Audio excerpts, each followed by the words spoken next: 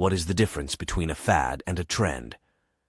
There are a number of industries whose very survival depends on recognizing the difference between a fad and a trend. A fad, by definition, is a short-term event, what some may call a flash in the pan. A trend, on the other hand, has the potential of becoming a long-term influence on the future of a market. The two may resemble each other at first, but there is almost always a definite beginning and a definite end to a fad. The use of hot pink wall paint may be a fad, but the idea of using designer colors would be a trend, for example. One major difference between a fad and a trend is duration.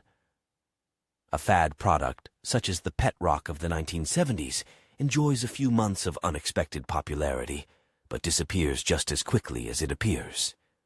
The creator of the pet rock, a large stone nestled in its own cardboard cage, understood the easy-come, easy-go nature of a fad and capitalized on the public's penchant for novelty toys.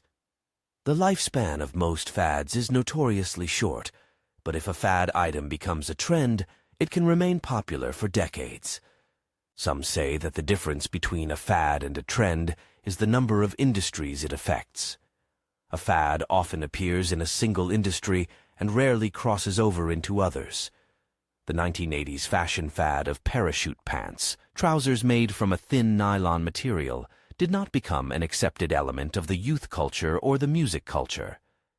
The recent introduction of Apple's iPod, on the other hand, crossed over into the worlds of fashion, wireless communications, and music. Portable electronic devices have become a trend, while fashions such as leg warmers or parachute pants remain fads hopelessly trapped in time. Another difference is industry acceptance. Investing in a fad item can be risky for companies known for setting trends.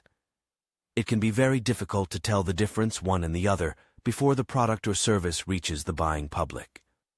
Smaller companies often have the flexibility necessary to promote a faddish item, while larger companies tend to wait until the initial smoke clears and a trend can be determined. This difference can be seen in the recent diet wars. When scientific evidence demonstrated a link between high carbohydrate intake and weight gain, a number of fad diet plans quickly emerged.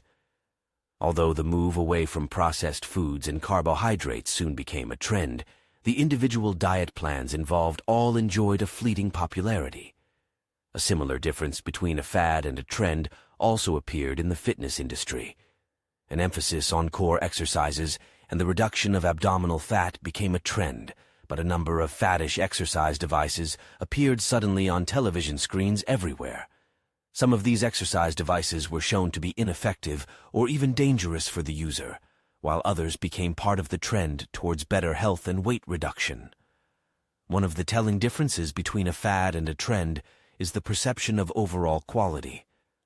Fad items are rarely expected to endure, but trends tend to survive the decade in which they were created.